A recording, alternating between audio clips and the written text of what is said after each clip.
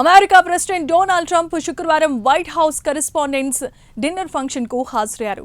Washington డీసీలో వాల్డ్రోప్ Astoria luxury హోటల్లో ఈ dinner మీట్ను జరిగింది. సుమారు గంట పాటు ఆయన జర్నలిస్టులతో మాట్లాడారు. వారితో జోకులు కూడా వేశారు. కొంతమందిపై విమర్శలు గుప్పిస్తే మరికొంతమందిపై ప్రశంసల వర్షం కురిపించారు. ఈ గంట ప్రసంగంలో ఆయన పలు అంశాల గురించి ప్రస్తావించారు.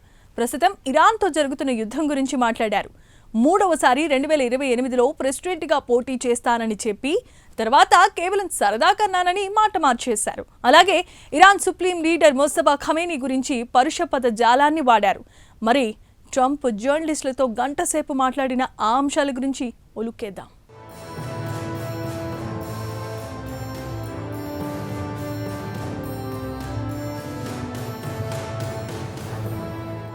అమెరికా ప్రెసిడెంట్ డొనాల్డ్ ట్రంప్ శుక్రవారం రాత్రి వాషింగ్టన్ డీసీలో వాల్డ్రోస్ ఆస్టోరియా లగ్జరీ హోటల్లో వైట్ హౌస్ కరెస్పాండెంట్స్ డిన్నర్ మీటింగ్కి హాజరయ్యారు.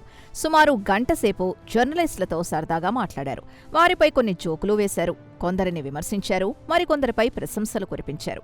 ప్రస్తుతం ఇరాన్తో జరుగుతున్న యుద్ధం గురించి ప్రస్తావించారు. ఇరాన్లో ప్రభుత్వాన్ని కూల్చామని చెప్పారు. ప్రస్తుతం అక్కడ స్వలింగ సంపర్కుడు లేదా గే అనే డిక్టేటర్ పాలిస్తున్నాడని పరోక్షంగా ఇరాన్ సుప్రీం లీడర్ ముస్తఫా ఖమేనీని ఉద్దేశించి కమెంట్ చేశారు. ఇక అడ్మినిస్ట్రేషన్ సాధించిన విజయాల గురించి ఆయన ఏకరో పెట్టారు. ఫేక్ న్యూస్ మీడియా తాను సాధించిన విజయాల్ని గుర్తించిందని మండిపడ్డారు. ఇక ఇరాన్ యుద్ధం గురించి ప్రస్తావిస్తూ ఒకప్పుడు అమెరికాతో కయ్యానికి కాలు దువ్వడానికి ఎప్పుడూ సిద్ధంగా ఉండే ఇరాన్ను ఇప్పుడు పూర్తిగా నేలమట్టం చేశామన్నారు. అక్కడ మాజీ నాయకుల్ని లేపేశామన్నారు. ప్రస్తుతం ఇరాన్లో అంతర్గత కుమ్ములాటలు జరుగుతున్నాయి. ఇరాన్ను ఒక స్వలింగ సంపర్కుడు నాయకత్వం వహిస్తున్నాడని పేరు చెప్పకుండా ముస్తఫా గురించి ఆయన కమెంట్ చేశారు.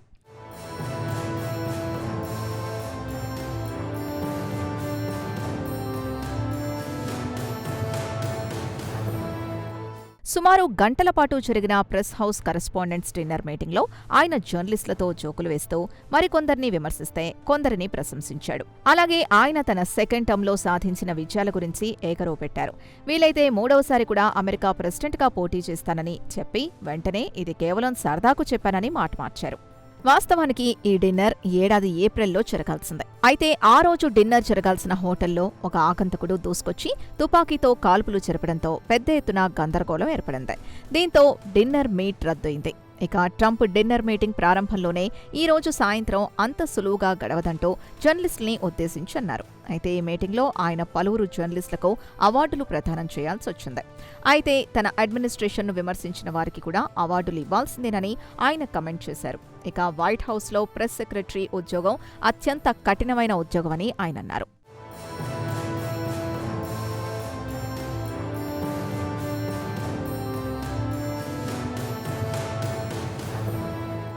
వాస్తవానికి ఈ డిన్నర్ మీటింగ్ ఏడాది ఏప్రిల్లో జరగాల్సిందే. అయితే ఆ రోజు ఓ ఆగంతకుడు కాల్పులు జరపడంతో ఈ డిన్నర్ మీటింగ్ రద్దయింది. అయితే ఆ రోజు మీటింగ్ రద్దు కావడం మంచిదే అయిందన్నారు. వాస్తవానికి ఆ రోజు చాలా మందిని ఘాటుగా విమర్శించాలనుకున్నారు. డిన్నర్ రద్దయింది కాబట్టి బతికిపోయారని నవ్వుకుంటూ అన్నారు. వెంటనే తన ప్రెస్ సెక్రటరీ గురించి ప్రస్తావిస్తూ వైట్ హౌస్లో అత్యంత కఠినమైన ఉద్యోగం ప్రెస్ సెక్రటరీ జాబ్ అని ఆయన అన్నారు. తన ప్రెస్ సెక్రటరీ ప్రతిరోజు ఒక్కొక్కరితో డీల్ చేయాల్సి వస్తోంది. ఇది టఫ్ జాబ్ అన్నారు. అయితే తనను వ్యతిరేకించే జర్నలిస్టులను ఒకేసారి ఎదుర్కోవడం చాలా కష్టమన్నారు ట్రంప్. ఇక తన ప్రసంగంలో ఆయన పలువురిపై వ్యక్తిగతంగా విమర్శలు గుప్పించారు. వారిలో జర్నలిస్టులు డాన్ లెమన్, లారెన్స్ ఓడోనెల్, రాజకీయ నాయకులు క్రిస్ క్రిస్టీ, ఆడమ్ ఫిష్, అలాగే సెలబ్రిటీలు బ్రూస్ స్ప్రింగ్స్టీన్, జెనీ ఫోండాలపై ఆయన విరుచుకుపడ్డారు.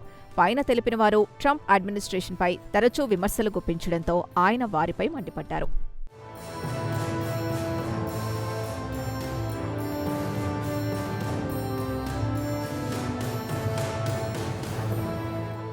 ఇక మూడవసారి ప్రెసిడెంట్గా పోటీ చేస్తానని అన్నారు ట్రంప్. ఇప్పటికే 2 సార్లు గెలిచాను, మరోసారి కూడా పోటీ చేస్తాను అంటూ ట్రంప్ 2028 అని రాసిన ఉన్న క్యాప్ని తలపై పెట్టుకున్నారు. ఇక అమెరికా రాజ్యాంగం 22వ సవరణ ప్రకారం ఒక వ్యక్తి ప్రెసిడెంట్గా 2 సార్లకు మాత్రమే అర్హులు. మూడవసారి పోటీ చేయడానికి అమెరికా చట్టం అనుమతించదు. ఇక ఈ తరం వారికి తెలిసిన అమెరికా ప్రెసిడెంట్లతో Donald Reagan, Bill Clinton, George W Bush, Barack ఒబామాలు 2 టర్మ్లు పూర్తి చేసిన వారే. కాగా ట్రంప్ మాత్రం మూడోసారి పోటీ చేయడానికి ఉబలాట పడుతున్నాడు. కావాలంటే రాజ్యాంగాన్ని మార్చాలని కూడా గట్టిగా పట్టుబట్టినట్లు గతంలో వార్తలొచ్చాయి. ఇక ఆయనే తాను మూడోసారి పోటీ చేయనని చెప్పాడు. కాబట్టి ఇక రిపబ్లికన్ పార్టీ నుంచి వైస్ ప్రెసిడెంట్ జేడీ వాన్స్ లేదా మార్కో రూబియోకు అవకాశాలు మెండుగా కనిపిస్తున్నాయి.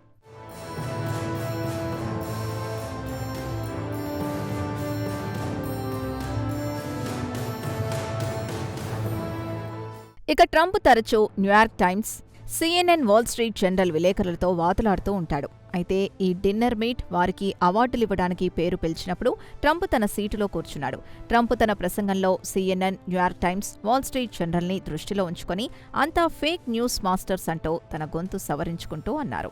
అయితే White House correspondent association president Weijia Jiang, ఆమె CBN న్యూస్కు చెందినవారు. తన ప్రారంభ ఉపన్యాసంలో వచ్చే ఏడాది తిరిగి వాషింగ్టన్ హిల్టన్ హోటల్లో ఈ కార్యక్రమం జరుగుతుందని అన్నారు.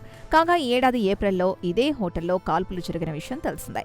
అయితే ట్రంప్ వాల్ స్ట్రీట్ జర్నల్ టీమ్కి అవార్డు ఇచ్చినప్పుడు వారికి షేక్ హ్యాండ్ ఇచ్చారు. కాగా ట్రంప్కు జెఫ్రీ ఎప్స్టీన్తో లింకులున్నాయని పెద్ద ఎత్తున కథనాలు ప్రచురించింది వాల్ స్ట్రీట్ జర్నల్. అయితే ఈ కార్యక్రమం ప్రారంభం కావడానికి ముందు హోటల్ గదిలో ట్రంప్కి కేవలం కొన్ని మీటర్ల దూరంలో చాలా మంది విలేకరులు కూర్చున్నారు. వీరిలో చాలా మంది విలేకరులు ట్రంప్ తరచూ విమర్శిస్తూ ఉంటారు. వారిని చూడగానే ట్రంప్ మందలిస్తారని చాలా మంది జర్నలిస్టులు భావించారు.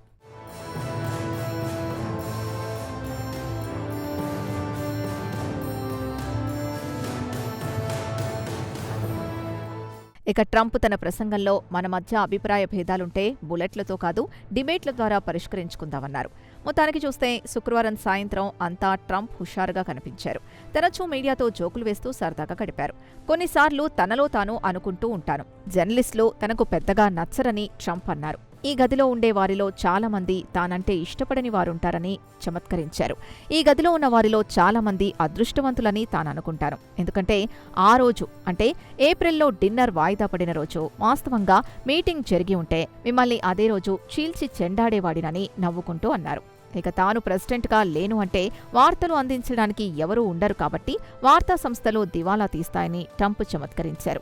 వెంటనే ఆయన ట్రంప్ 2028 అని రాసున్న టోపీని ధరించి తాను మరోసారి ఎన్నికల బరిలో దిగుతానని చెప్పారు. ఇక అసలు విషయానికొస్తే వైట్ హౌస్కి మీడియాకు మధ్య సంబంధాలు ఉద్రిక్తంగా ఉన్న తరుణంలో ఈ డిన్నర్ ఈవెంట్ జరగడం విశేషం.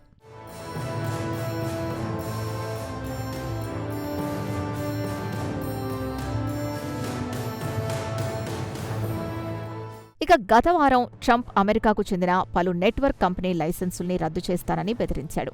ఎలక్షన్ సెక్యూరిటీకి సంబంధించి తన ప్రసంగాన్ని ప్రైమ్ టైంలో ప్రసారం చేయకపోతే మీ లైసెన్స్లు రద్దు చేస్తానంటూ వీరంగం సృష్టించాడు. కాగా ఈసారి డిన్నర్కు అతి తక్కువ సంఖ్యలో కరెస్పాండెంట్లు, గెస్ట్లు హాజరయ్యారు. ఏప్రిల్లో డిన్నర్ మీటింగ్కి 2000 కంటే ఎక్కువ మంది హాజరైతే శుక్రవారం నాటి మీటింగ్కు కేవలం 700 మందితో సరిపెట్టారు. అయితే సెక్యూరిటీ మాత్రం చాలా పటిష్టంగా ఉంచారు. పలు బ్లాక్లను దాటిన తర్వాత మాత్రమే హోటల్కి చేరుకోవాల్సి వచ్చింది. భారీగా పోలీసులతో పాటు నేషనల్ గార్డ్స్ని మోహరించారు. వచ్చిన గెస్ట్లను 2 సార్లు స్క్రీనింగ్ చేశారు. QR కోడ్స్తో పాటు ఐడీలు, రిఫ్ట్ బ్యాండ్లు ఇచ్చారు. 2 సీక్రెట్ సర్వీస్ ఆఫీసర్లు తుపాకులు పట్టుకుని ఉంటే వారి మధ్యలో నుంచి సింగిల్ లైన్లో వెళ్లేలా ఏర్పాట్లు చేశారు. అయితే ఈసారి ప్రెసిడెంట్ భార్య Melania, vice president JD Vance, Mark రూబియోలు మాత్రం కనిపించలేదు.